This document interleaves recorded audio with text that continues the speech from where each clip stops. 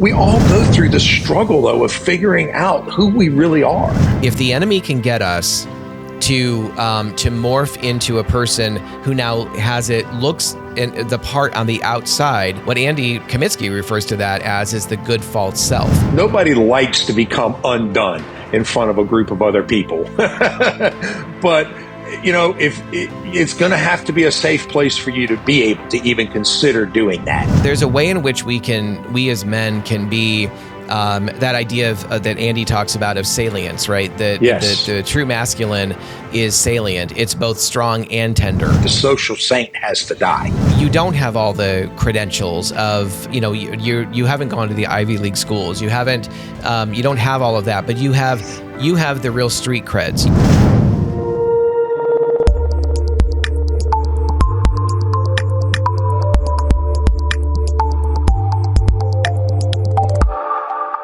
That was the beauty of Living Waters in my early days. Any of these ministries in the early days, I needed guys. The guys coming out of same-sex attraction, LGBTQ stuff, they were gentle. They were say more effeminate. Let's just say, I'm not trying to be derogatory in any way, but because it was safe for me to be honest about my fears and my pain. See, my world that I came out of, you don't talk about that. You don't cry. You don't, feelings are to be killed. You don't keep them.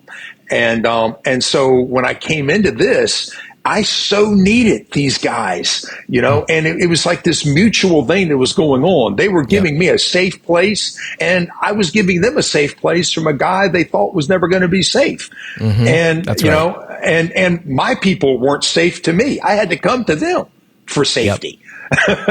So that's a great, I mean, so often, think about this, whether it's in business or even as pastors running churches, like how many baptisms did you have last month? How many people got saved? How many, what's the size of your congregation? All of these ways in which we are measuring each other up and trying to kind of one up the other in order to feel like there's something of worth in me. It's kind of, the king of the hill scenario, but it's actually a gift from God to pluck us out of some of those places and put us into a place of where everybody is in abject brokenness and they know it. That's one of the things I loved about Exodus International from years ago, when that was once a healthy organization, and it's not even around anymore, but when it was once a beautiful and healthy organization for several decades before it turned at the end.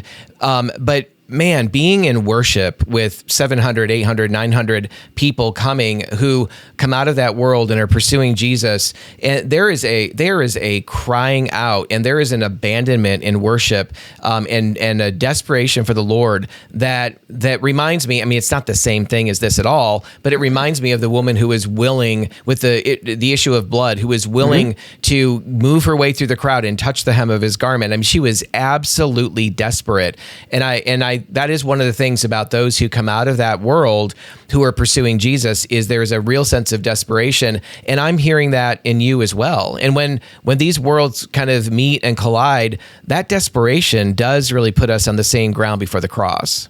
Yes. There's a level playing field. Yeah. And, nobody likes to become undone in front of a group of other people. Right. But if it's going to have to be a safe place for you to be able to even consider doing that. Yep. And these ministries, PCM, NPC, it is now, Desert Stream, Claim It Claim Ministries, all of these ministries, and I've been involved with all of them at different levels. They gave that safe spot, that place where it was a level playing field. All of us just wanted more of Jesus. All of us just wanted to be more of who he said we were, who he says, this is who you are. This is how I've created you, and we all go through the struggle, though, of figuring out who we really are. And I did. I mean, it was so classic in a way, I guess, but as I was going through these early years of this ministry, I've always been kind of a redneck. I mean, I'm sitting here in a flannel shirt, and I love to hunt deer and, and football and bourbon by the fire, I mean, that's, But I went through a phase of a couple of 3 years where I thought I needed to be this businessman and I needed to dress appropriately and I needed to carry myself and I needed to have this language and, and all of this. And it was nothing more than another caricature. See, the original caricature I had of this monster bodybuilding guy who has the world by the tail while I'm a scared little boy inside. Well, now I just put on this businessman's caricature that, again, was not who I was. Yeah. And so, it took probably about 5 or 6 years all total to just finally for it all to settle out and me to be okay wearing a pair of jeans and a flannel shirt. Or if I need to put on a sport coat, I can put one on and feel comfortable in that too. Right. But it was so odd just to figure out who am I really, and I prayed that all the time. Lord, I need you to show me what masculinity is meant to look like on me. That was a daily, if not multiple times a day prayer for years. Yep. Show me what masculinity is meant to look like on me. How am I to reflect the image of God here on this earth in my male body? How am I meant to do that? So good, so good. And I, backing up just a little bit to what you were saying a moment ago, it just reminds me that I think there are so many people in the church who have broken free of particular like past behaviors that are addictive or egregiously sinful, whatever. But I think where the enemy can come in ways that we're not expecting is that oftentimes those past behaviors can morph, or we're kind of like the enemy is happy for us to put on a new pair of clothing. Like you were talking about, hey, I kind of had this phase where I thought I would be this businessman. I think people come into the church and they clean up in an outer way, or they learn the lingo. They learn how to speak the Christianese. They go to small groups. They might go to men's group or women's group or whatever. They're there on Sundays. Maybe they start tithing. There's different markers, but on the inside, if the enemy can get us to morph into a person who now looks in the part on the outside, and then what I learned from Living Waters, and I know you have too, and maybe from even some of these other groups that you've been involved in, what Andy Kamitsky refers to that as is the good false self, is this idea that we've put on now this outer exterior, which I think is in some ways I think it is much harder to repent of and much harder to recognize the error of it because it looks right. It has a veneer of religiosity. It has a veneer of Christianity to it, but yet it's missing the actual life of Christianity. We're still living as little boys and little girls, hiding our secrets, hiding ourselves from people. And it's not until we're willing to allow the Lord to strip it all away and to be really fully known. That's why I'm so big on bands of brothers, bands of sisters, which I learned so much of in the small groups of Living Waters, but so big on those small groups of people that we absolutely have to be fully known in order to experience the power and the grace of God in a particular way through that willingness to humble ourselves and simply be who we are, the good, the bad, the ugly, as we're moving toward Jesus. We're not going to sit in the ugly and stay there, but this is who I am right now. This is what I've wrestled with. This is where I've been, what I've been through, what's been done to me.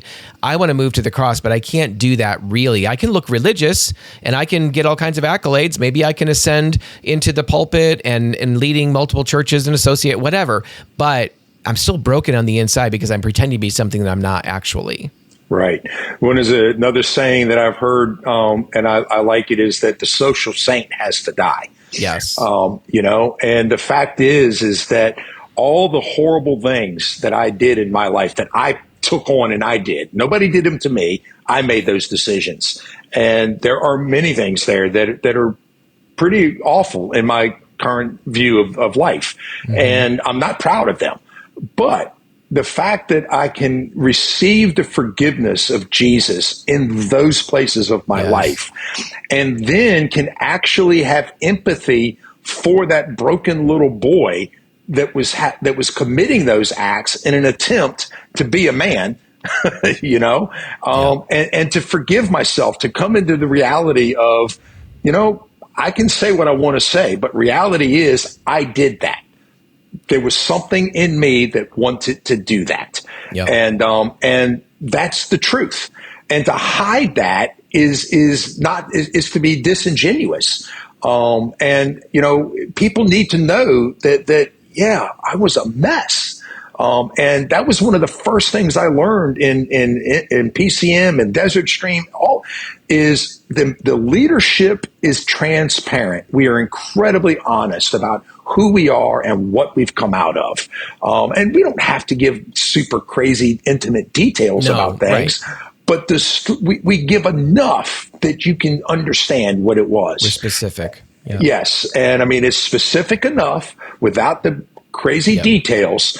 And yet we're standing here saying God met me in that place when I was willing to say, pull back the veil over my heart and say, Lord, this is the reality of who I am. This is the reality of how I think. This is the reality of my desires. And you know what? I even desire to do that more than I desire you right now, Lord.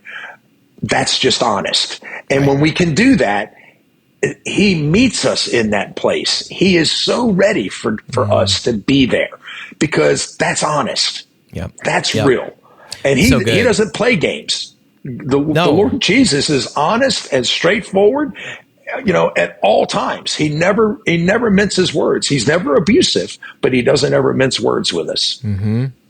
And so you mentioned this earlier, but I just want to take a moment and kind of highlight this. We've talked about several organizations. So Desert Stream Ministries, which can be found simply at desertstream.org. That's the ministry name. That's the website for Desert Stream Ministries is desertstream.org. And on that site, there's a lot of information about a lot of different things, but there's information about their flagship program, which is called Living Waters, not to be confused with, there's a Living Waters ministry as well that's totally separate. But the Living Waters program, you can find it at desertstream.org. And then you talk when Leanne Payne, she lived until, I think her late 80s, maybe into her early 90s. But when she passed away, the baton shifted, or the ministry shifted from pastoral care ministry to, is it Ministry of Pastoral Care? Yes. Okay, so a little bit of a different, and that's been handed off now to some others who are leading that, but still very active. And what is the website information for that? Do you know?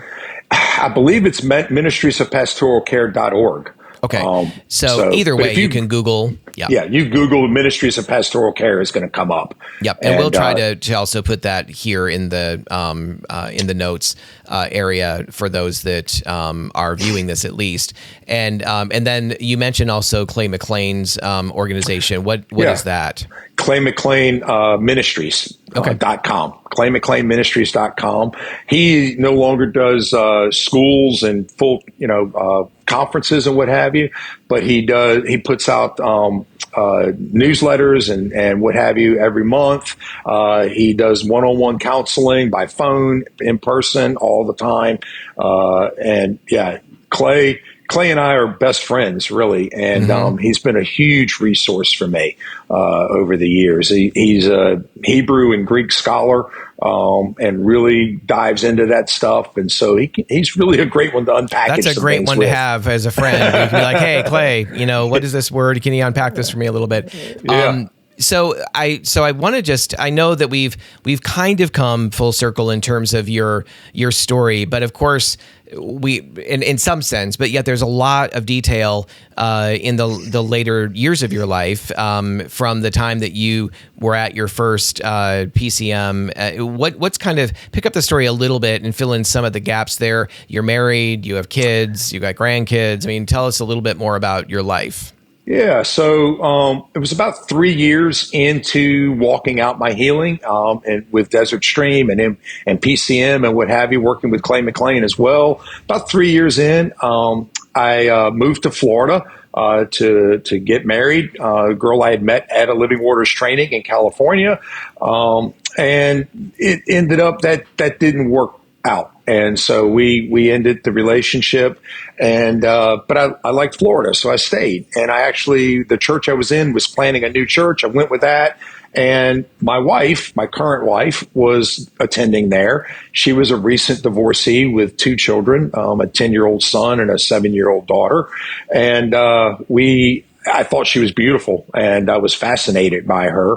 But I was kind of in a place where I really didn't want another relationship. I was kind of, and she was beautiful. So that was another, almost like a bad thing, even though I was very attractive. It's like, no, the prettier they are, the more trouble they are, almost kind of. And so, but one day we came face to face in church, and it was either speak or be rude. And, so I spoke, and, it was, it was one of the fastest probably romances anybody's ever heard of. We met, we went out a month later on our first date. We were engaged a month after that, and we were married 2 months after that. Wow. So 6 months total of having met to we were married. And now we will be married 30 years next month. That's awesome. Well, my parents have you beat. They married 2 months after meeting. So you got the 2 month thing in there, but you almost have them beat. But yeah, and their marriage survived 68 years by the time my dad passed away at 88 and went home to be with the Lord. But yep. So not the kind of thing I'm usually running around recommending people do 2 months after they meet or what have you. But it worked for you, and God saw you through it. So it did, and it was what I learned and the skills that I learned of being honest before the Lord and continuing my own growth, never feeling like I have arrived, but I am always working on who am I meant to be, Lord? What are you talking to me about now in my life? And I've imparted that to my wife. We both live in that place. And we have our difficulties. Sure, we have. Sure. But now our kids, and they are my kids, they call me Dad. And so my son turns 40. He turns 40 Thursday, actually. And and my daughter is 37. Each of them have 2 children, so I've got 4 grandkids. And it's just awesome. Life is great with these babies. I have a 14-year-old, a 12-year-old, and then a 5-year-old and a 10-month-old grandbaby. That's so great. I just love the way that God redeems, right? I mean, how he sets us on the rock of Christ and really redeems our lives and sets something in motion for generations. We can do that negatively, but we can also do that positively and really cooperate with God in that process, which of course he blesses, to so many more generations for those that follow him and love him. The other thing I was thinking about, Tom, when we were talking the other day, we were talking about how you've been involved in a lot lately in the last, you've been involved in ministry. Anybody listening to you, you've been involved for your own need, which is where I entered Living Waters too. And so did my wife, Melissa. And then that turned around to beginning to offer that and to be a regional coordinator and group leader and those kind of things for Living Waters. And we've done that for so many years. You've done that as well. And you've been a regional coordinator with them. But now you've also been involved in other ministries, Clay's ministry and some others, and just continuing to pour out. God's moved in so many powerful ways in you. I've observed it. I've been a recipient of it as well, the benefits of it.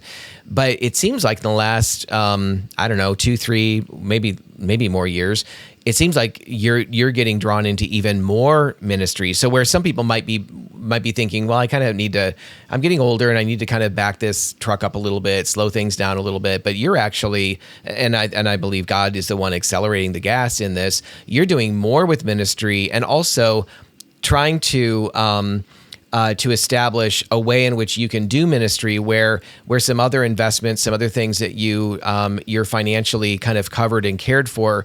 So rather than like even being employed by a ministry where you might work for them or do whatever, you want to be, it seems like you want to have the freedom to be able to bring yourself to travel and to speak even internationally at different events and be available through the funding which God provides through different investments he's led you in. So that's saying a lot, but is that something, I just love that mindset of I want to be used, I want to be used right up into the day the Lord takes me home and be used powerfully in people's lives. But at the same time, in addition to that, to think creatively and prayerfully about how can I be an asset and be involved in what others are doing, what God is. I think of the Henry Blackaby, see where God is moving and join him there. I want to join him there, but I also want to be able to bring the funding that supports me joining him there. Can you talk to those pieces? Sure. So I just retired a little over a year ago from the fire department here in Virginia Beach. I was 20 years on the department there. And I retired in large part because I wanted to do more ministry. I've been doing it, as you already mentioned, for 30 years, and but I wanted to do more, and I felt like I have more to offer. And the fire department was kind of a hindrance because I had to get leave, I had to get people to work for me, and I can't set when other people are doing conferences. I'm being asked to come do things on these dates, and so anyway, I retired, and yes, I've been traveling now with Desert Stream for the last 5 years. Been going overseas a fair amount, and I've primarily so far I've been to India on several occasions with them. I've been to Thailand on several occasions. I've been to the Philippines numerous times, and so I do that with Desert Stream. I'm also now working with MPC, Ministries of Pastoral Care, and I travel with them as well. Both overseas. I'm not going to be able to go here. They're doing a few things at the first of next year, and I can't go with them. But I will be doing other things with them in Korea and what have you. They have some things going on. And then as well, I've been invited a couple of 3 times this past year to come as an individual. I was invited to come out to Oklahoma City and to help lead a 3-day conference there. And then also in the Philippines, the ministry leader over there, a guy named Benji Cruz, actually reached out to me. We've known him. I know you know him as well. Yes. But I've known Benji now for 10 years, 12 years. And he just reached out and said, Tom, I want you to come and do a conference here. I want you to come and lead something for me. So we talked, and so I went over and did a 3-day men's retreat for him and his men, and we had about 32, 33 guys total. So great. So it was a great conference, great weekend. And what was fantastic is that we actually had a gentleman there who had been transitioning, and the Lord got a hold of him, and he came back. And this was his first Christian event to come to. And he came still as a woman. Matter of fact, I thought it was a woman. I did not realize. And we were breaking up to do small group stuff. And I said, Benji, I said, this isn't going to work. Sending this lady into one of the small groups because he had assigned them. And he goes, oh, that's not a woman, Tom. That's a guy. And I was like, oh my gosh, you're kidding. But he was so hungry, and he really did pursue the Lord, and had some really good ministries. Anyway, I just loved that this guy came and spent that weekend with a bunch of straight guys, as well as some guys coming out of talk about courage, right? And desperation, right? Yeah. Huge courage of this guy to come and do this. And he expected to be made fun of. He said so, and he was not. These guys welcomed him and loved on him the whole weekend. Yeah, and so it was I don't beautiful. know you might not know what has happened with his life since, but those kind of events have the power to utterly, utterly transform a person's life. Yeah. I don't know where he's at at all. But so anyway, I went and did that. And then Benji also had me do some training for his local team. And so how to lead small groups, how to listen to, how to listen and engage with participants, how to hear from the Lord on behalf of the participants, and that kind of a thing. So I did that for a group of, 60 or 70 people. That was kind of an interesting thing to do that like that with that big of a group. And then they had asked me to go to another part of the Philippines and do some small group training stuff with another group there with Living Waters. So I went and did that, and we're going back again next year. And then as well, this is really kind of interesting. I was asked to come to Nairobi in Africa and to help facilitate and lead a men's conference, a marriage conference for Pentecostal pastors that were there, for evangelical pastors that were there. But they wanted me to come and teach on the Catholic theology of the body material. Crazy. Right, because you're not Catholic. There's so many. Right. So, but we have dear Catholic friends, brothers and sisters who love Jesus, and so anyway, that's awesome. I wanted you to share a little bit about that, just so our listeners, our audience, just has a little bit of a you're an everyday kind of dude. You're awesome in so many ways, but one of the things that I think the Lord is using you so powerfully is because you don't have all the credentials of, you haven't gone to the Ivy League schools. You haven't, you don't have all of that, but you have the real street creds. You have the credits in terms of surrendering your life, seeking the Lord in desperation, and allowing Him to turn you back around to be one who is now feeding and being an instrument in God's hands to feed and to minister and to bring healing to those who are hurting and broken, not just nationally here, but internationally. So I love that, and I just want people to hear that, to get a glimpse of that's going to be everyone's call, but certainly it is our call to stay engaged in the kingdom and to seek ways that we can become more involved in the kingdom as God wants to bring us into that involvement until the day we go home to be with Him. So I love what you're doing there. The last thing I kind of want to, in a wrap up here, is I would love for you, Tom, just to share, and this isn't anything we've talked about in advance or anything, but it just comes to my mind. I would love for you to share where your heart is at with regard to average church men, average guys going to church, single dudes, married guys, who do have some kind of a heart for Jesus and want more of Him, and yet everything just kind of career, family, marriage, kids, just kind of can so sap and kind of swallow up attention. But for these guys who are in church, who may feel like, A, they don't really have anything to offer, and B, if you knew what I was dealing with in private, you wouldn't want me offering anything in your church. I think that's where so many, the vast majority of Christian men are at, is in some way on those in that area. What is kind of your heart? And it's fine to take some time at this, but what is your heart for Christian men? What would you want to communicate to them if you're trying to cast vision into a men's group, or you want to be used by the Lord to ignite a fire of hope and passion and vision for their future? I honestly, this is something. It's interesting you asked, because this is a subject that's kind of heavy on my heart, because I do feel like the average man in church has been forgotten. They come in, they hear these sermons, and but nobody ever talks about, like you just said, what's the reality of how I think. What am I doing when my wife and kids go to bed at night? If they knew what I went and looked at on my computer, if they knew how I think throughout the course of the day. But what's happened is that, we've touched on this a little bit, but there's just this kind of I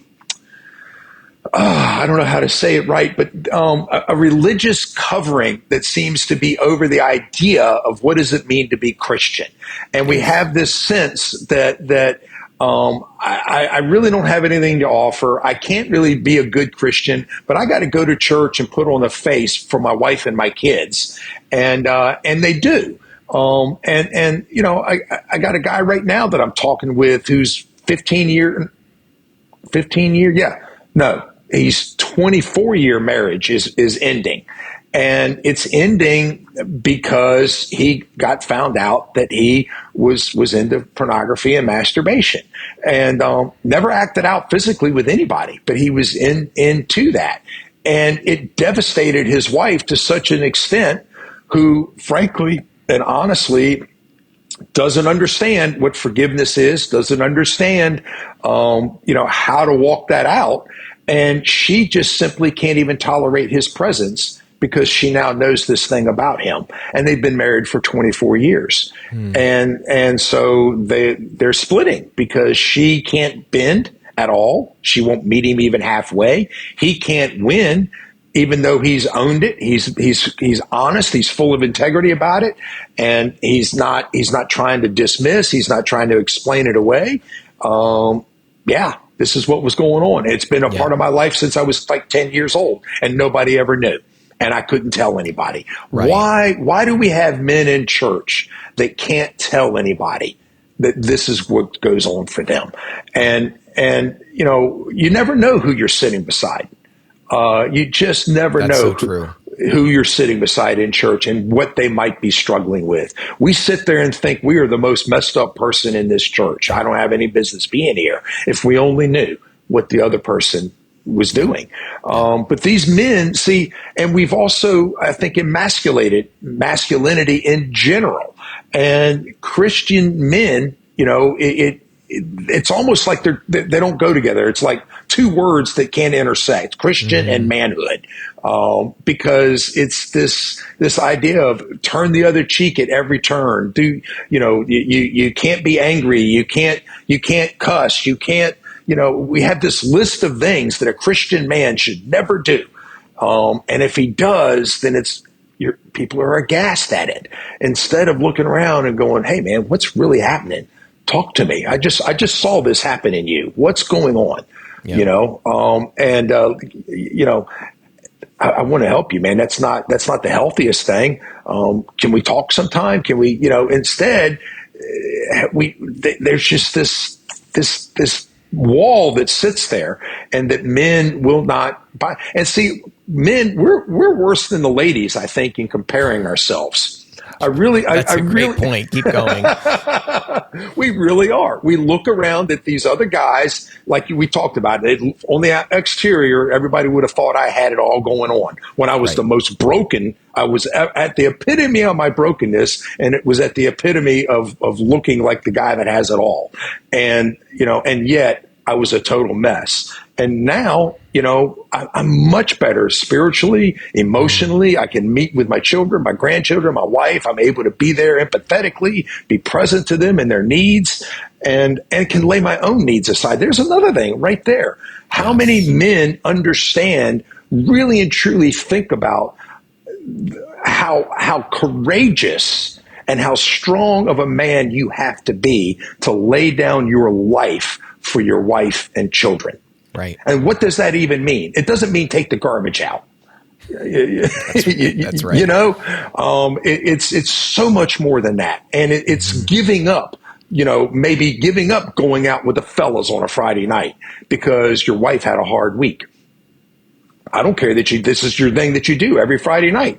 Well, I'm going to go. No, you stay home with her, and you tell the guys you'll see them next week, maybe, if my wife is doing okay by then. Yeah, where's your priority, basically, and where's your heart at? Again, is it really where your treasure is? Jesus says there your heart will be also, and of course he's speaking about the kingdom of God, which is paramount. But if our treasure really is in heaven, then that definitely connects. That definitely connects with our children and desiring to see them there. It also connects with how are we husbanding our wife? How are we loving her, nurturing her, caring for her, covering her? There's those questions are so important. I want to just back up quickly to what you're describing about this individual, and yes, I've seen those situations as well where a husband or a wife is just so offended at something that's been going on from the time that the other person, like you said, was 10 years old or 12 years old or 8 or whatever, and they've been battling pornography or battling something for all of this time, and maybe in some ways getting some victory, but not for very long, and so they should, I believe, we should be talking about these things to our potential spouse before we get married, and that we are honest in confessing this so that they know what they're saying I do too. But I've also seen, and so I think that we can be so unforgiving, and so there's a form of self-righteousness, I think, in what you described, where I am so good, and I'm not perfect, I know that, but I'm so good, but I can't bear the fact that you have this secret thing that's now out in the open, and I'm unwilling to forgive you. I'm unwilling to even come to the table to talk about what that could even look like. I've definitely seen those scenarios, but I've also seen the opposite, where a spouse, I've seen this happen more often than not, actually, where the spouse who's been offended, or the spouse who finds out years later, after their marriage, maybe decades in, that this person has some really huge sexual brokenness issues, whether it's same-sex attraction that they didn't know about, or it's a pornography addiction of some kind, or some sort of fetish or whatever in that arena.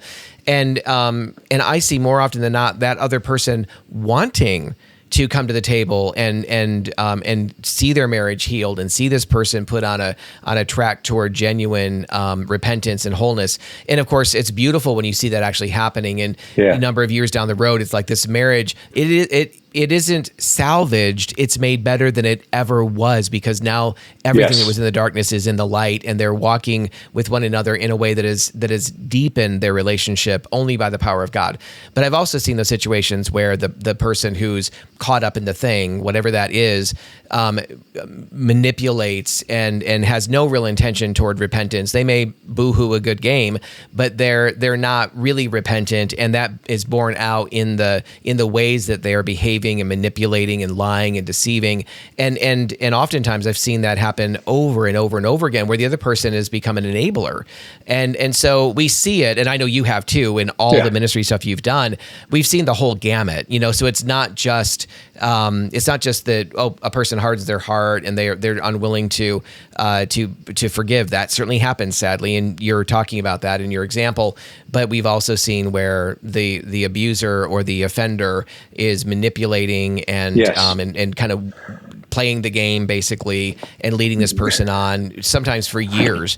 And so how beautiful it is when we actually can see the person, the marriage healed, as I said, and things set right. So I don't want to I love what you described about men, that they've been forgotten. One of the things I love about the church that Melissa and I attend and go to is that the founder of this church a number of years ago, he saw the statistic, heard the statistic that talks about how many people, when a child is saved, how many in that family come to know Jesus. When a mom is saved, or a woman, a wife, how many people in that family come to Jesus? Those are significant. Those are important. But when a man or when a husband comes to the Lord, a father comes to the Lord, the percentage of the whole family coming to Jesus, the numbers just go through the roof. And so he realized early on, look, we need to. Many churches are built around for women and for more of the feminine. Not all, of course, but there can tend to be some leaning in that direction. Honestly, I understand sometimes why that is, because so often women tend to be more spiritually attuned and the first ones to the starting line and the first ones to step into something when there's a need. And a lot of times we as guys are holding back. And so there's a gap, there's a vacuum. And so often women are stepping into that space. That's a conversation for a whole other topic that we're not going to get into.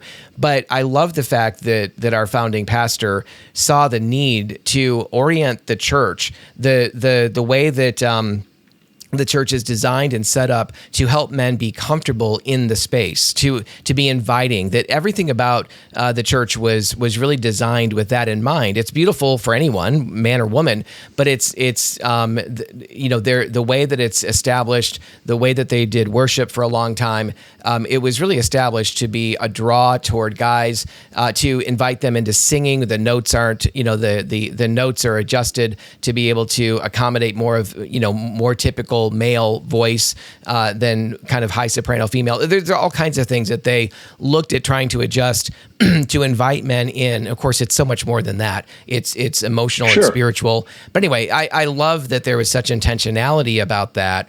And we do tend to see, and again, our connection through Living Waters talks so much about this, the misandry, the devaluing and the hatred of the masculine, and the misogyny, the devaluing and the hatred of the feminine, that so often those two polar realities kind of swing back and forth, the pendulum between those in the culture, where there's a backlash on men because of their abuse of or passivity with regard to women, and there's a backlash again against men for that. I think we've been in a season of that, but frankly, I think we're in a season of just in many ways devaluing one another as male and female. We Absolutely. devalue one another as men to men, as women to women, and as one another. And of course, part of what Jesus died to bring us into was a unity that knows and learns how to really bless the image of God in the other as a brother in Christ, to draw out the good of that masculine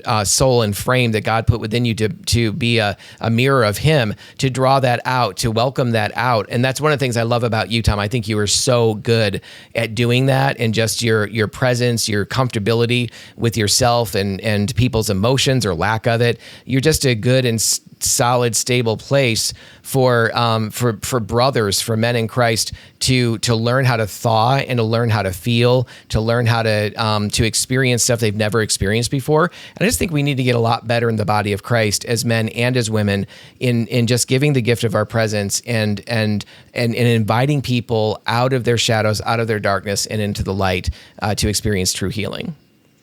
Yeah, no, you're right. And there's subtleties to the church environment, like you're talking about, that it just is set up for the women and for children. And we really don't have that. My pastor is pretty good about some things too. He was a wrestler in high school himself. His son wrestled in high school. He's an adult now. His son was also a UFC fighter. And so he was called the pastor of disaster, was his name in the ring. There you go. My point is that these guys, neither one of them are big guys or anything. They're not intimidating, but they're fully masculine, and his son, here he is, a UFC fighter, and he's a ballroom dancer. You should watch him. Seeing him dance with his wife is magical. The two of them together, That's so cool. and I look at that sometimes, and I've seen both worlds, and it's just like they don't really fit together, but yet he carries this, and really does a good job of it. But I'll never. One quick story I wanted to say: when my pastor's son was in high school, he had a wrestling match, and he wrestled this guy. I think it was his same weight class, this particular event, but he wrestled this guy, and the guy beat him pretty quick. And Preston was just furious. He couldn't believe he lost like that because he was a pretty good wrestler.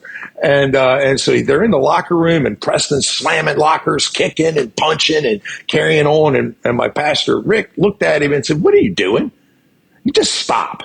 And Preston's like, "What do you mean? I can't believe it." And Rick just looked at him and said, "He was better than you tonight. It's that simple. He was better than you.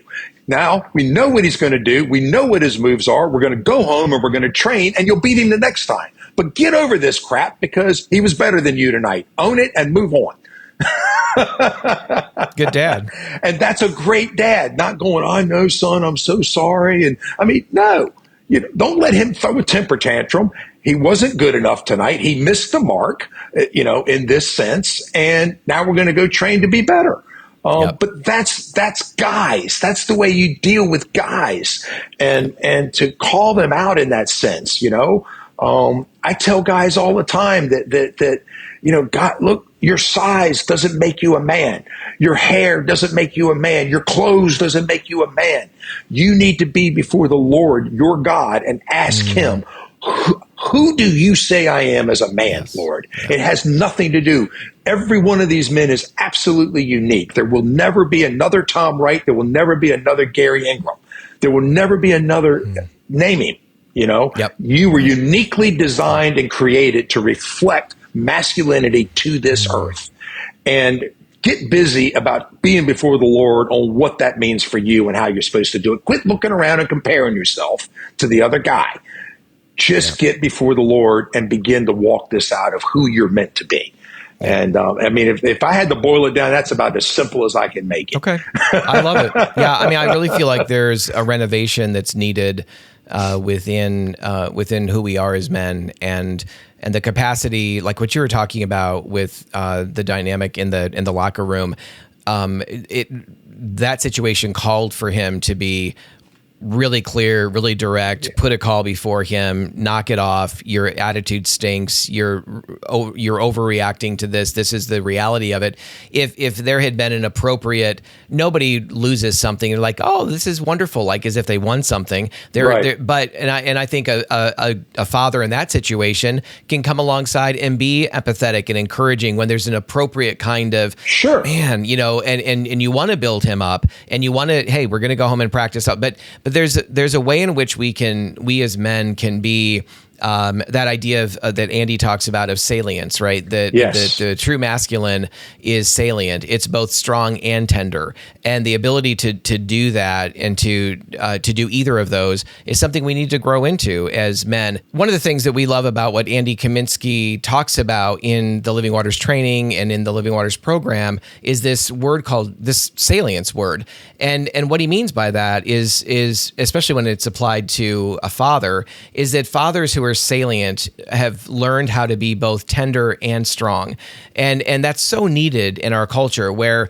it seems like men either tend toward aggression or they tend toward passivity. And yet biblical manhood, whether that's fathers or husbands, or it's a single man just simply caring about those around him, that need for masculine salience of strength and tenderness is so critical in our culture and in our churches and in our homes. And so I love that Andy talks about that particular topic with such clarity. Yeah, I have something comes to my mind as you talk about that. When my son was, I don't know, 14 or 15, maybe, he gave us a lot of problems. He was all boy, and he was old enough when his mother and his father divorced that it did have a profound effect. He was 10, and so he's rolling into it. He also went into puberty a little earlier than normal. I think he was probably entering it right about when we got married, 10, 11. So he entered kind of early. So he needed this father's presence, and his father was out of the picture. We actually moved out of the state, so they had a lot of separation there. So all that gives this backdrop that here he is now, we're 14, 15 years old. He's given us a lot of difficulties and challenging, and I'm, he and I are butting heads a lot, and I'm having to really be before the Lord about handling him and how to do it well, and not try to just overpower him with my presence. That's not going to be helpful, and I don't need to dominate his spirit. And to, so I was really before the Lord about how do I navigate this? So we were on the couch one time having a heart to heart, and I don't remember exactly what had happened, but something was going on, and I was having to say, sorry, you're not doing this. This has got to stop, and as the conversation had gone on, there was just a change in him. I sensed the shift in him. And I remember stopping. He was sitting right to my right. And I said, what's going on for you, kiddo? Talk to me for a minute. Get real. Tell me what is happening, because I don't understand why we're having to do this. And he sat there for a minute, and all of a sudden he just let fly. And he's like, I never wanted you in my life. I never asked you to be in my life. You just married my mom, and you moved in, and you took over this house, and you. And he just went for like 10 minutes. And it was a full on gusher, And as he came to a close, he began to sob. And he said, now I could never have a relationship with you because I said all of this. I'll never have anything with you whatsoever. And he's just sobbing, sitting here on the couch. And I just put my arm out, put my arm around him, and pulled him in. And I said, no, son, exactly the opposite is true now.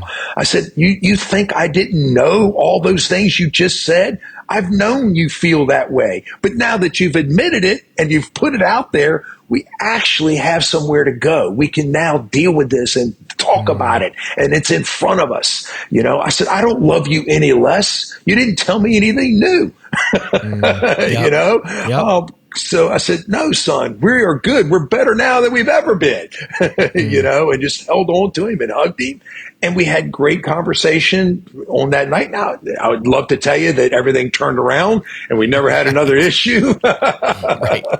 But that wasn't the case. And we did have, and right up until right up until he was probably 20. And he got into some legal problems we had to deal with, and just a lot of different stuff that went on with Yep. it.